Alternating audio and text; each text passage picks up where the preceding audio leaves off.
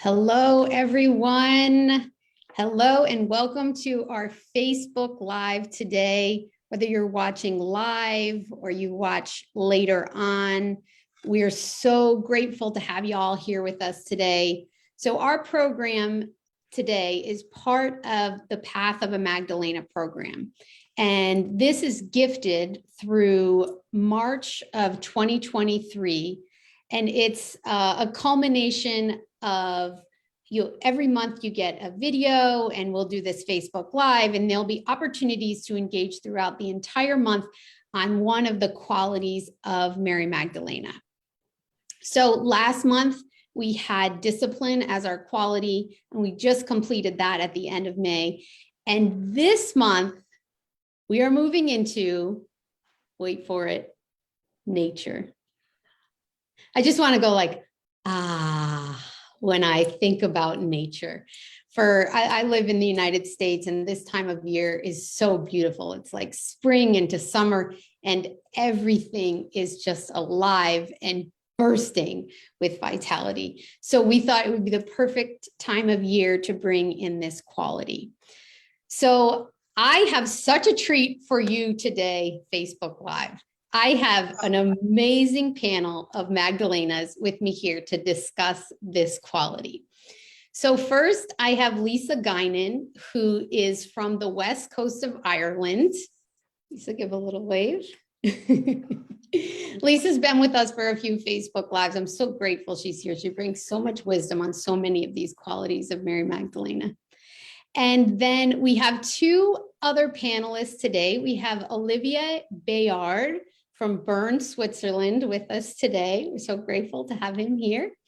And finally, we have Alicia Nemec, who is from upstate New York in the US, a very, very near and dear and special friend of mine. So I'm so grateful she's here, and every one of these panelists is here with you today. So I thought maybe we could start today, just take a moment wherever you are. And if you can, look outside. And if you're not in a place where you can see a window, just close your eyes and imagine nature. Imagine the awe of nature. And just take a moment to breathe that in. The colors, the vibrancy, the miracle that nature is. And that's really what we hope to bring to you today. So, for my panelists here, I know that each one of you has a really strong connection to nature. And so I'm wondering if you could share with us, is there a moment you can recall where this began? Was it always with you? And if it was, just a moment where you're like, oh my gosh, nature is something really special for me. Yeah, well, there was one story that just instantly came to mind when I read your question, Clara, and which I love to share, showing how much nature is also can be seen as a mirror. So when I moved into this flat where I live, there's a beautiful garden outside. That's actually one of the reasons why we moved in here. And in this garden, there's this tree. So it's a huge tree. It's really outstanding. It's like double the size of everything else and of the houses of the neighborhood. And this tree started triggering me because it gave me shade in the afternoon and in the cool season. So when we were sitting outside the house, there was always a shadow of this tree. And I started, thinking stories about it and how it doesn't belong here because it's a neophyte, etc., etc. And we didn't got the permit of the community to cut the tree down because they said it's a healthy tree. So I started looking up, Googling how to kill a tree, etc. And of course, I knew this wasn't the way, but I kind of stick to this trigger. And I knew that I had to go and connect with the tree one day, but I just wasn't ready. So one nice day in spring, I was walking around the garden and I said, well, I looked at the tree and said, it's now or never. So I approached it, looked at it, hesitating, and put my hand at the tree, Om JJ Saima, said hello. And instantly I got this inner voice. It's almost physically saying, you know, somewhere I do have to stand, and there will always be someone that's in my shape. And that reminded me so much, since I'm very tall, almost 2 meters tall. And I was always embarrassed in the cinema to sit somewhere because there was always people behind me who couldn't see. And it was such a deep experience that I realized that actually it's just a reflection of myself. And I looked around, and all of a sudden, everything in the garden was myself. And I could see myself in each flower, in each bush. It was so beautiful. So I sat down by this tree. And when I looked up, since it was so high and the sun was already gone, the crown of the tree was in the most beautiful orange colors from the sun. Since it was so high, it was actually the only place that was still enlightened by the sun. And it was just the darshan of the tree who gave me the sun. And it was just due to this tree that I could enjoy the sun. And I was the only one in the whole neighborhood getting this blessing. And so there was just a very deep experience of me seeing how much we are all one. And nature is a perfect mirror to engage in this practice of cultivating that. Yeah, I really hear that nature mirror, that nature is a mirror for you. And I wonder if anybody on live right now or watching at any point, put in the chat one word, like Olivia said, mirror or reflection, one word that nature is for you. What is that for you? And Alicia or Lisa, do either of you want to share about if there was one point for you when you knew nature was something really special in your life? Yeah, I have always connected to nature in terms of, I'd say, an observer, noticing a tree. Even when I lived in the city, there was a tree at the end of this alleyway. And I still remember this tree, and remembering a bush here going into my office, someplace else. But it was more of an observer kind of thing. And I grew up Catholic, and you have this idea of God is one, as somewhat of a being, an omnipotent, a whole lot of things being.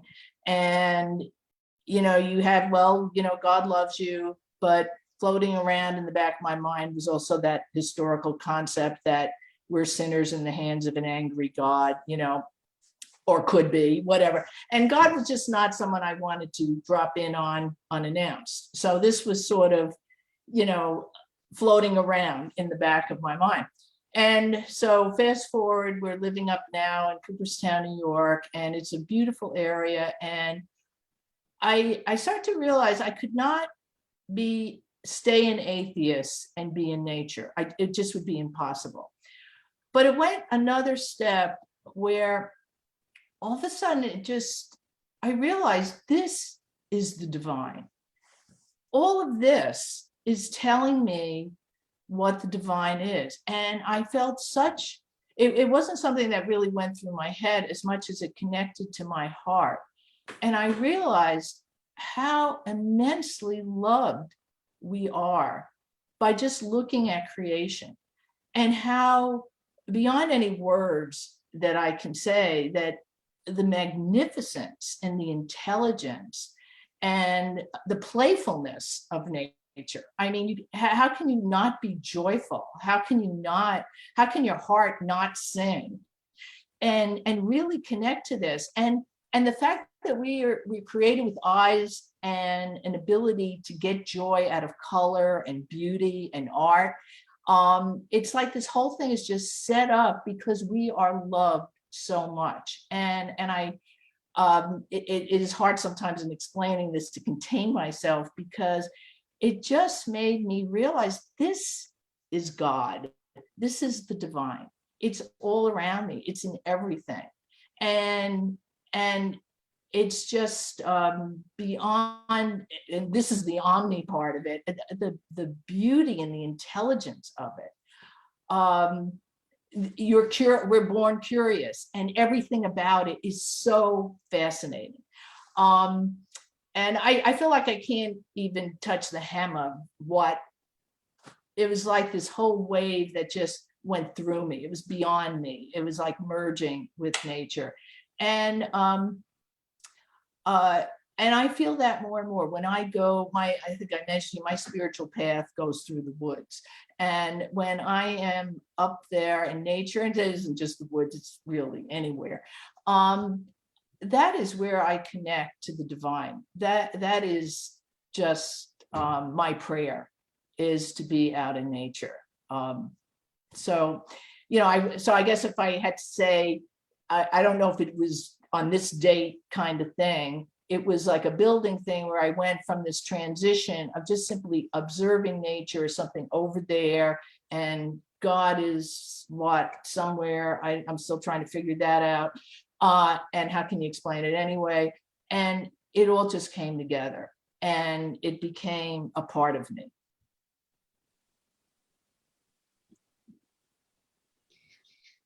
Yeah, Alicia, what's so interesting about your share is that I can feel all of that from just listening to you.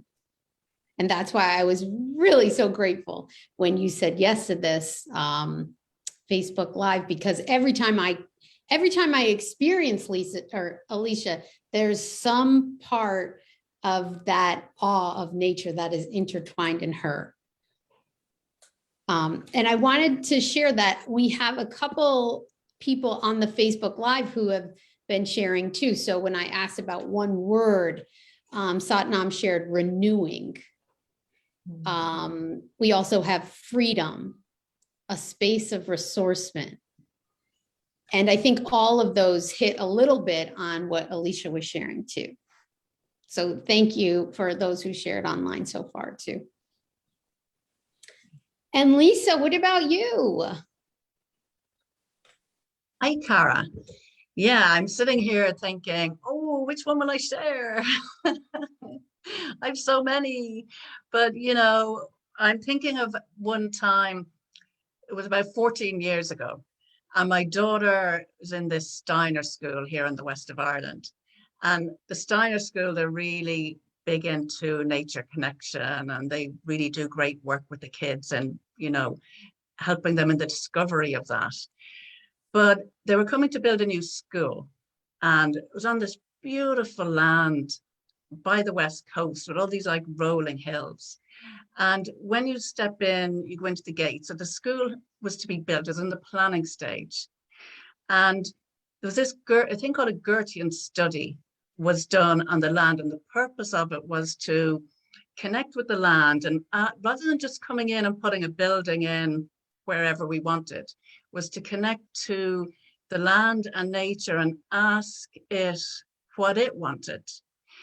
So anyway, I'd never done one of these before, but I came in a little group of us, and we went through these series of exercises that basically changed our perception.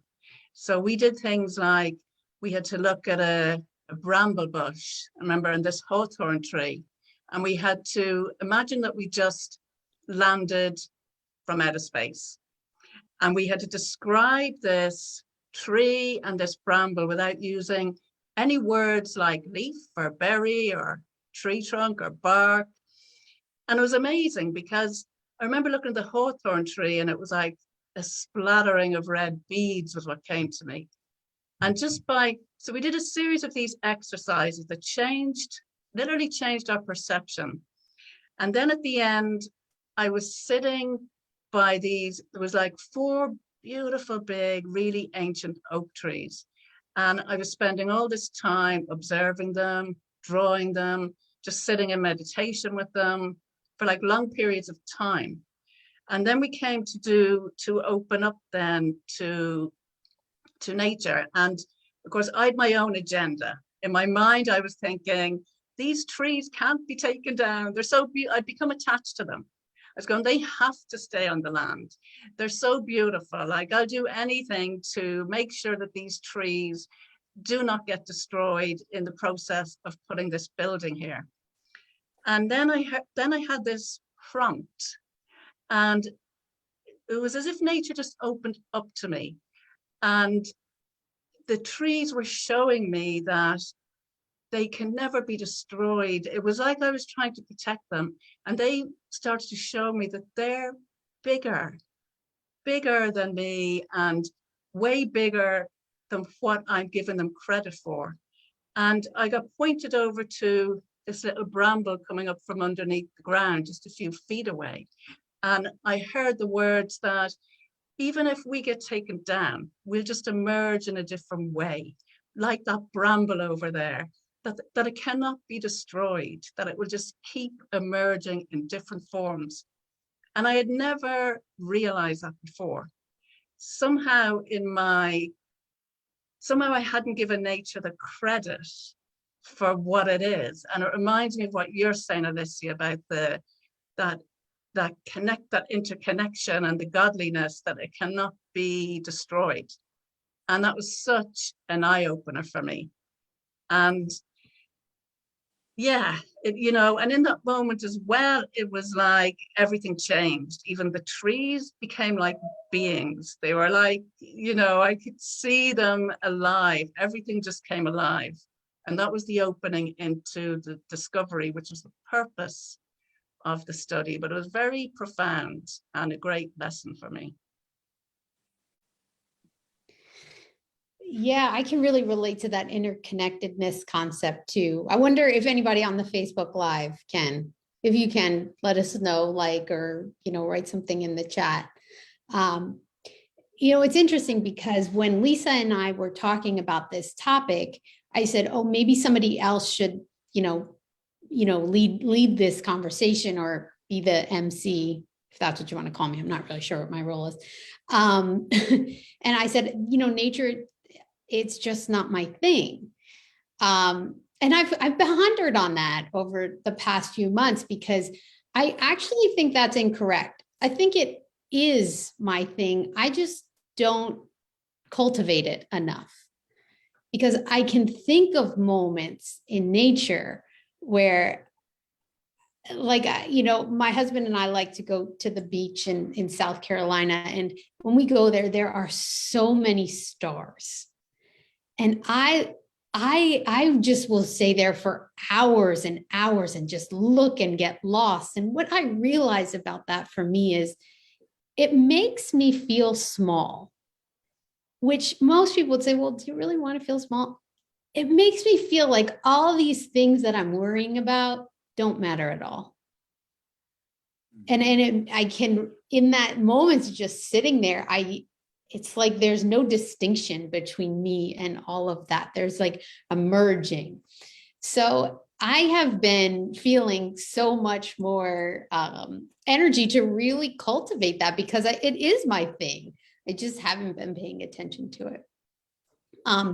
So that leads me into the next point, which is that in Trevani's video, he shared that something like, what was it, 90% of American people spend 90% of their time indoors. And I was really quite shocked when I heard that. Maybe others weren't, but I was like, wow. So I'm wondering, how can we begin to shift that? Like, what are some ways where we can really begin to get out in nature more? Like, what's some advice from this awesome panel?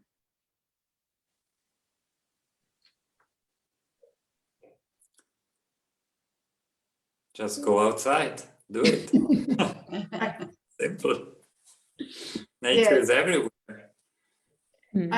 I think sometimes we make it too hard, and I think you have to have that threshold desire to make more of a connection, to realize this is something that is missing in your life.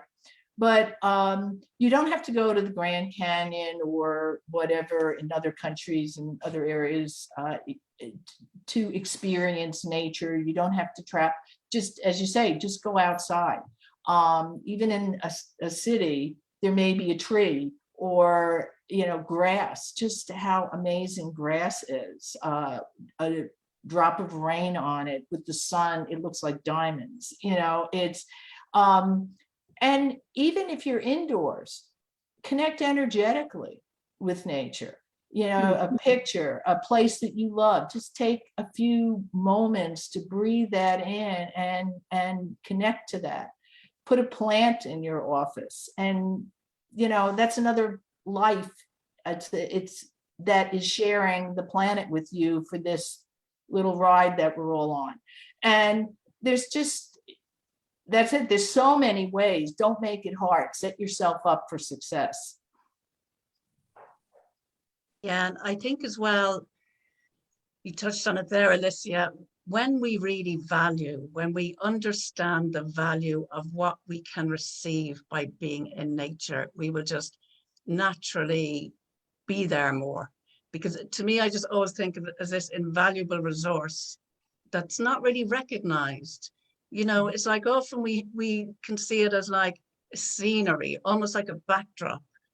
But it's not, it's alive, it's a living consciousness, a living energy. And as we all know, we all share our energy field. And when we're with somebody who is, say, compassionate and clear, and we benefit from that.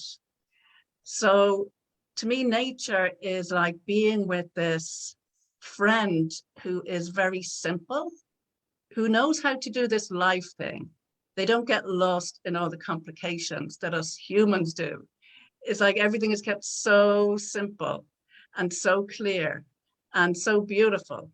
And that when we spend time, especially when we're receptive in nature. So when I'm out, I deliberately, as if I'm listening or I'm about to receive something, I open myself up and I almost allow my energy field to be educated by that simplicity that is so present in nature.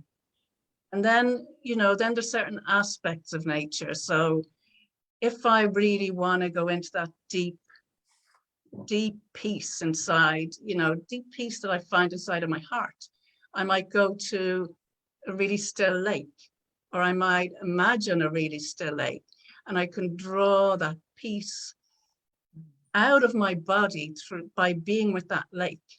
Or here in the west of Ireland, we've a lot of really old ancient stones and dolmens and old portal stones. And I go to the stones where I want to feel that resilience, stability, permanence. So the times in my life where things might be a little bit shaky or unsure, I'll go to the stones. When I want to feel empowered, I'll go to the ocean, and you have these waves crashing, and I absorb that power of the ocean into me. I allow it to resonate and bring me into that state. So it's a friend, it's a teacher, and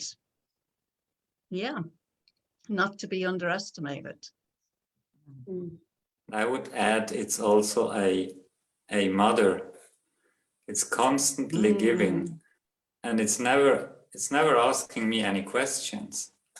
I can just go out, and it just is. It's just life unfolding, and it keeps healing everyone.